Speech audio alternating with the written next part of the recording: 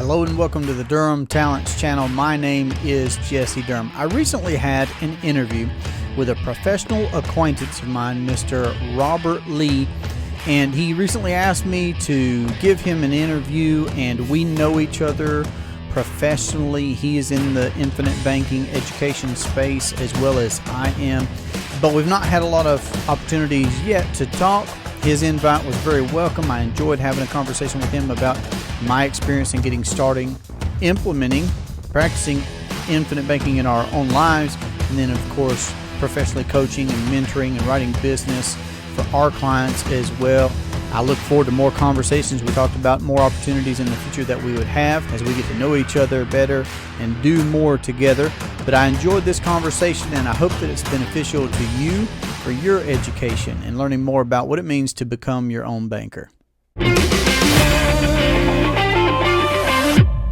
Welcome back, Better Investors, to the BI Breakdown. And today I have with me Mr. Jesse Durham. I'm super excited to be talking to Jesse because he's here, a part of our team, as far as the money multiplier and the cash compound. And we definitely have that relationship and connection.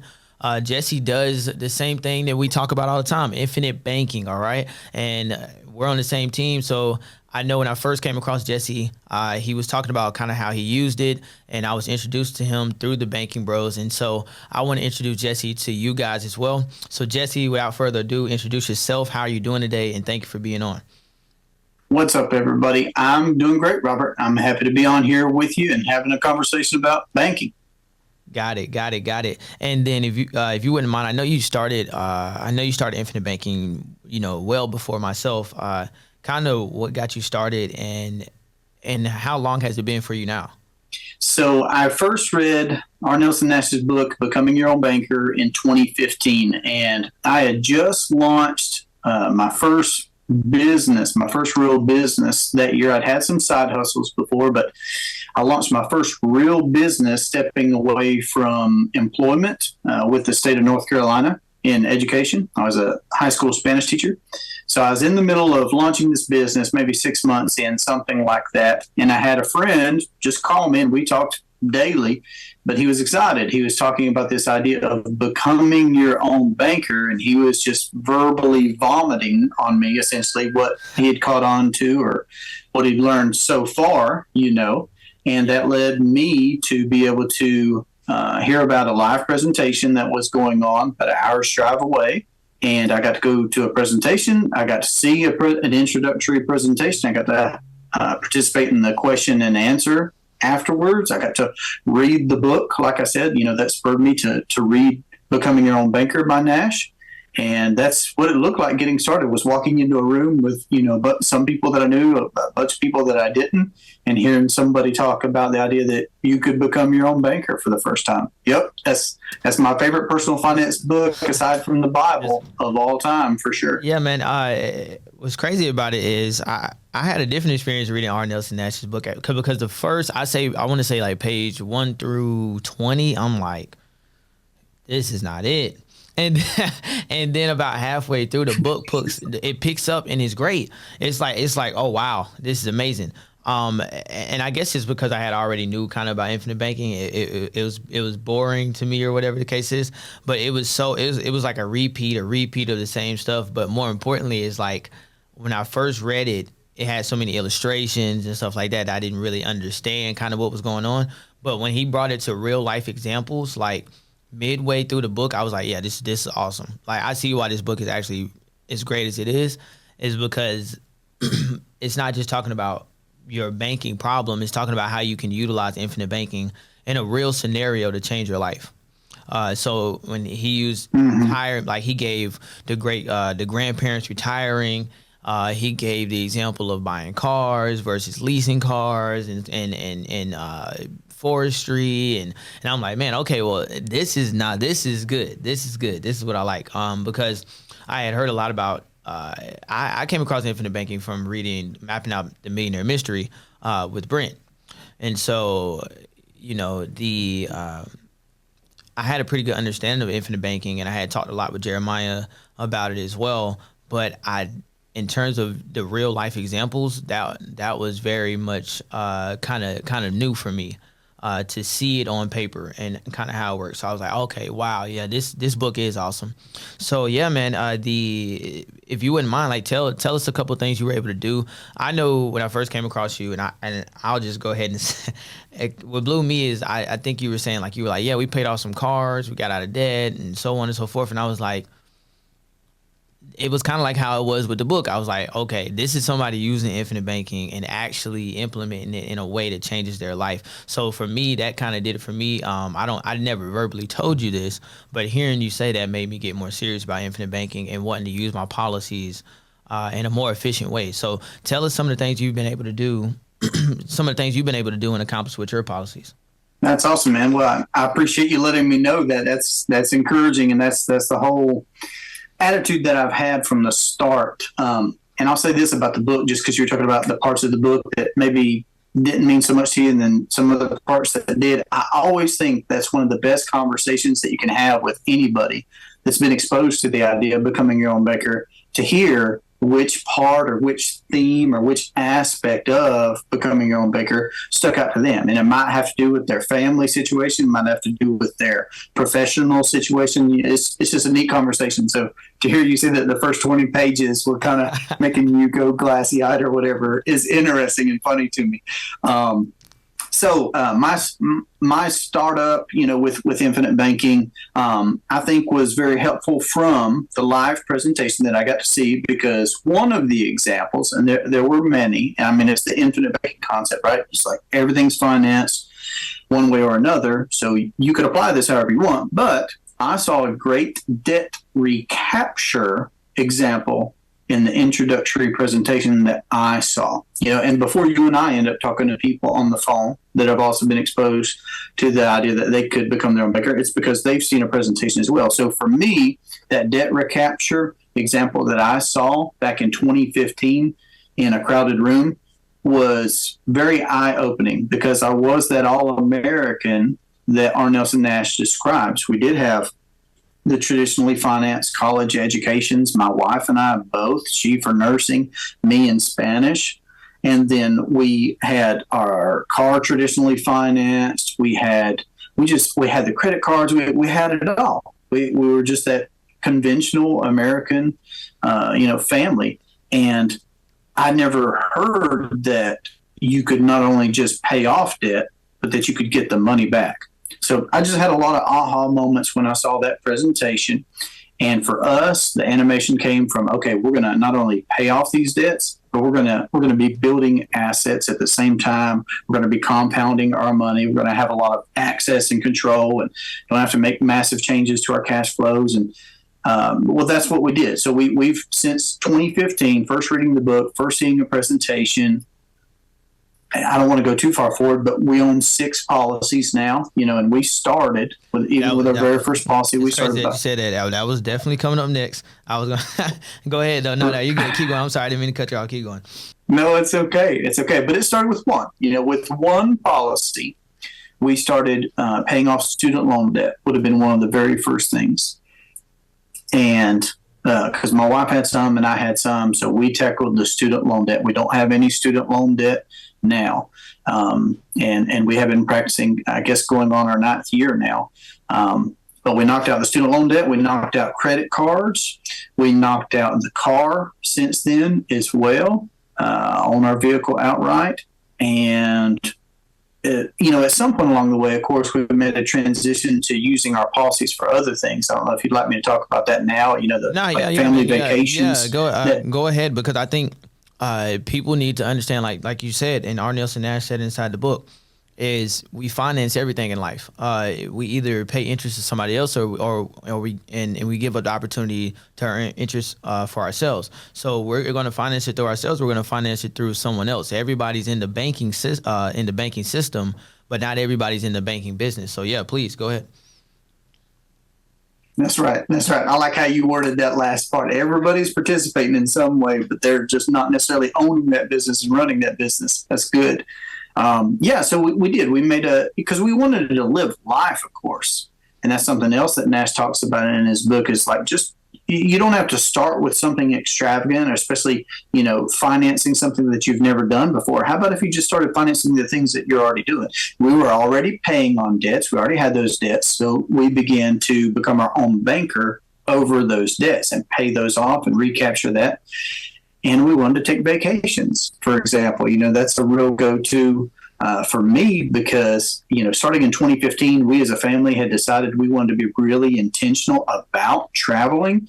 And, our two oldest sons, my wife and I, we've got 3 children. Our 2 oldest sons, for sure, they've already seen most of the 50 states. They've been out of the country a couple of times with us. And every time that we were taking a vacation, we were taking policy loans from where we'd been building up our capital in our first, it would have been 2 policies at that time, when we first transitioned from just paying off debts and recapturing that money to financing lifestyle, items like vacations.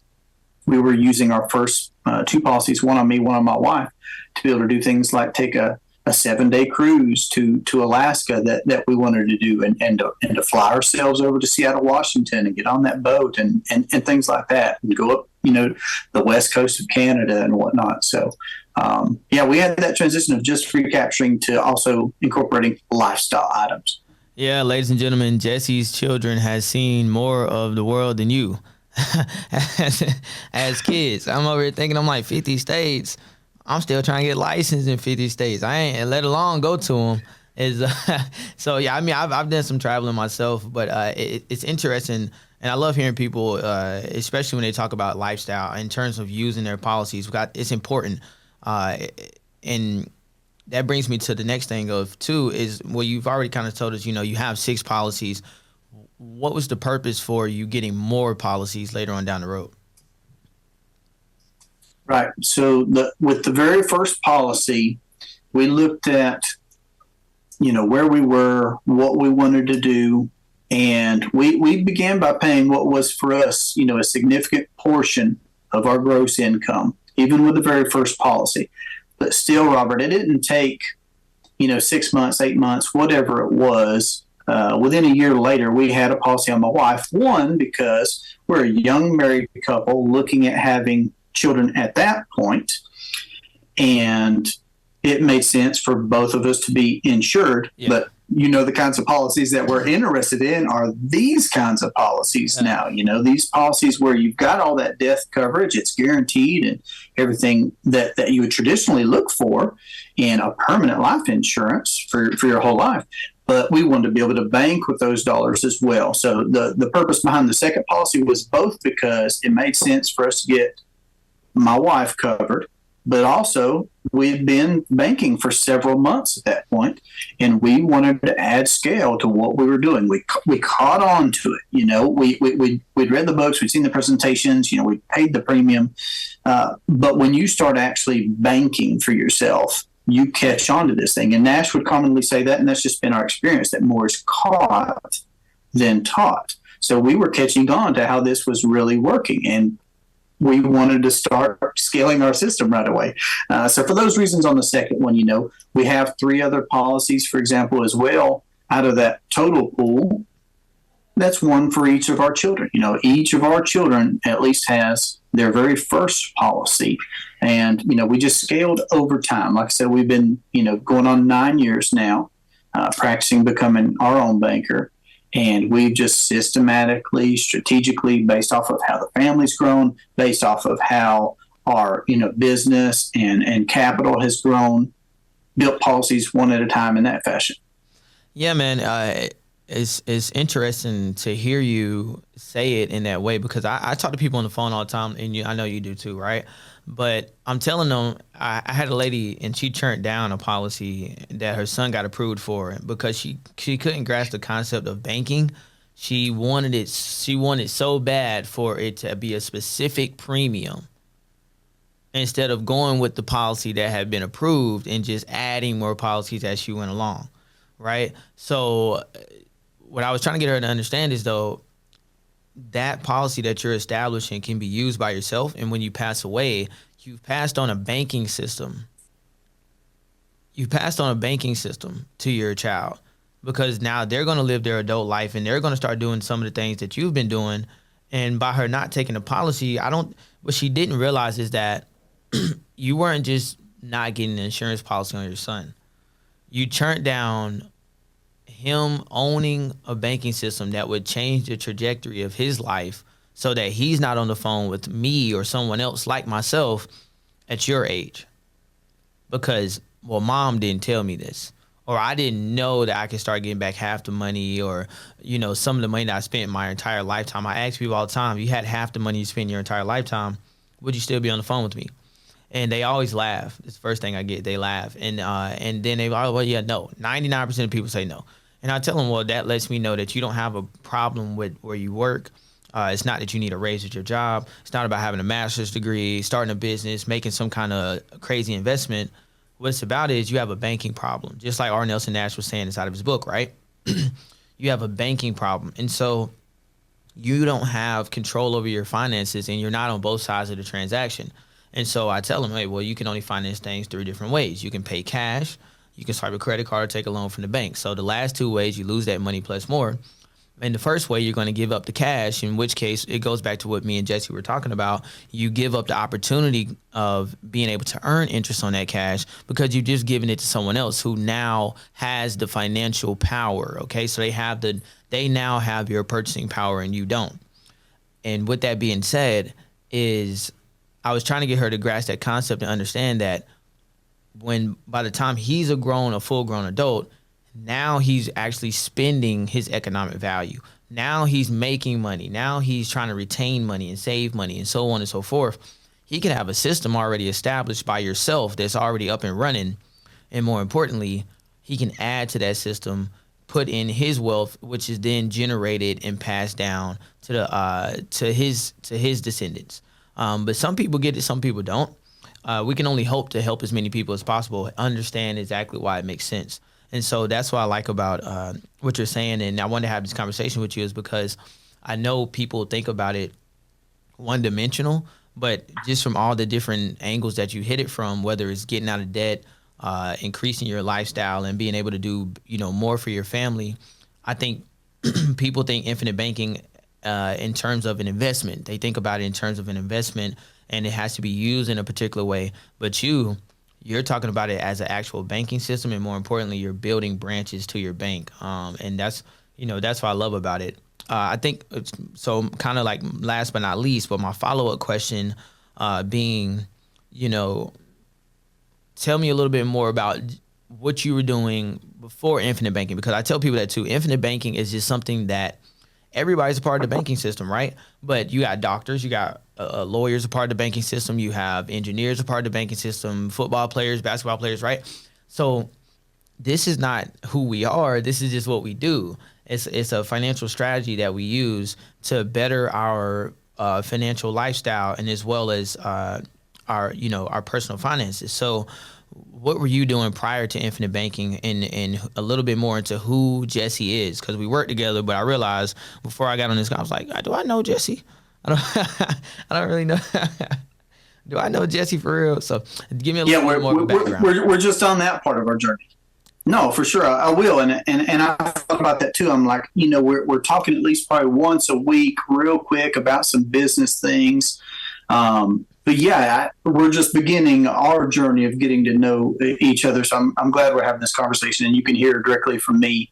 You've already heard some things, but I'm glad that you can ask me the questions that you're interested in asking. And I think that one subject that you were talking about a second ago about what someone's catching on to, or where they're at, or maybe what they're missing.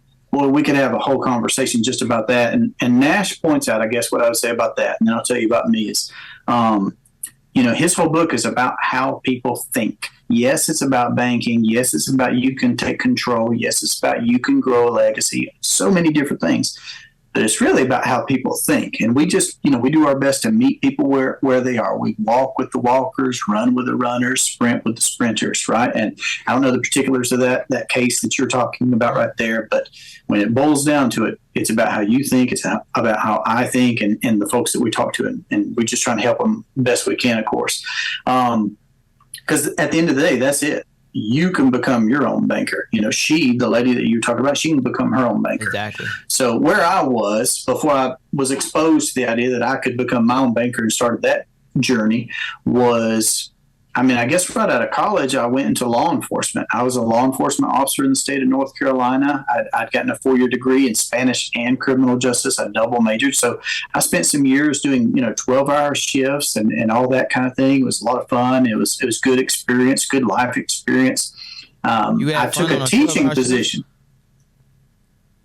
What's that question? Sorry, I had to interject. You had fun on a 12-hour shift? Sure. I met great people.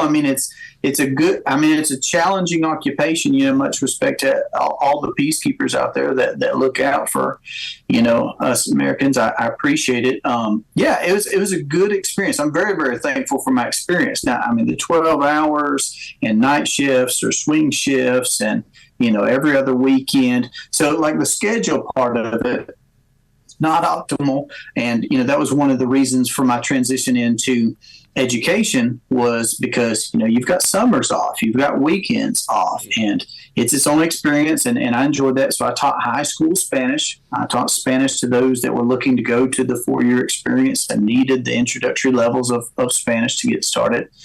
And I did that for a few years because it was better, time frame for my wife and I looking at starting a family. And we did start a family. We had our first son while I was teaching.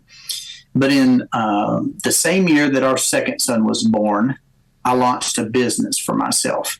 So the very year that I saw Infinite Banking, I had this employment background. I'd been nothing but an employee, with the 401k and a state retirement. So like financially speaking, that's all I knew was work hard, save money in these programs that the people that walk out in the front of the room once a year, they tell you about it.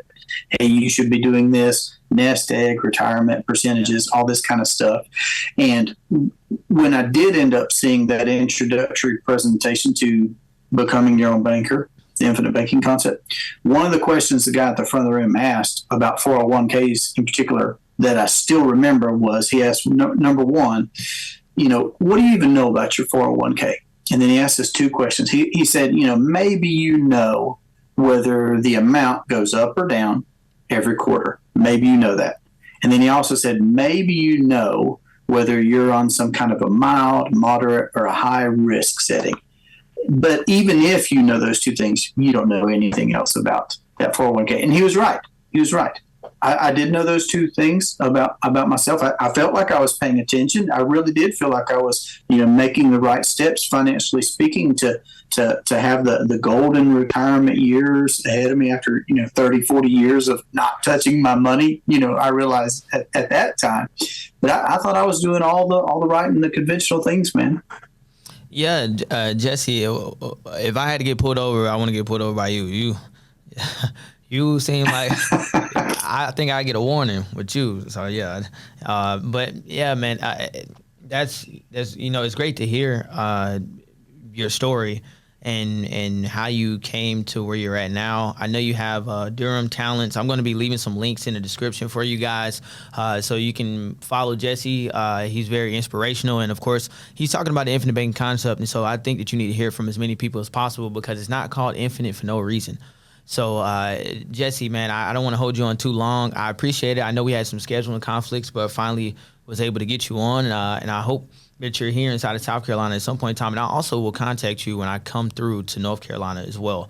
I come through there often, so I'll be sure to reach out to you on my way through and see if we can't connect. Guys, I appreciate you for watching this episode all the way through to the end. We're definitely going to be having some cash prizes and giveaways. Remember that we are on the track to 500 subscribers, so make sure you subscribe and leave a comment, like, share the video.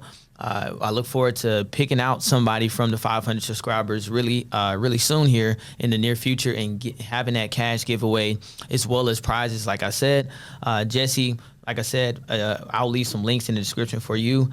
And I appreciate you being on, man. Without further ado, I want to also introduce to you the idea that we could possibly do some kind of podcasting, because I know, like I said, you got the Durham talents. Maybe we can do some kind of motivational podcasting at some point in time. I'd be happy to have another conversation with you, brother. And same thing on you coming up into North Carolina. We'll grab lunch together, and yeah, we'll get together and have our next conversation. We'll line it up. Thank you, man. Thank you for being on. I appreciate you. I know the audience will appreciate you as well. Links will be inside the descriptions. Make sure you subscribe. Make sure you leave a like, comment, and share this video. And until the next video, better investments equals a better future. And I see you guys in the next one. Well, that was an absolute pleasure for me to have my first conversation with Robert about my infinite banking experience and where we're at now and what we're doing. And I would encourage you that if you're interested in learning more about what he's doing in his space, that you look him up. That's Robert Lee, working with the Cash Compound. Thank you for tuning in here today. This has been a great pleasure for me. If you'd like to have a conversation with me about how to implement the infinite banking concept into your household or your business or your investing, then don't hesitate to reach out. I look forward to that conversation. I hope you have a great day. Take care.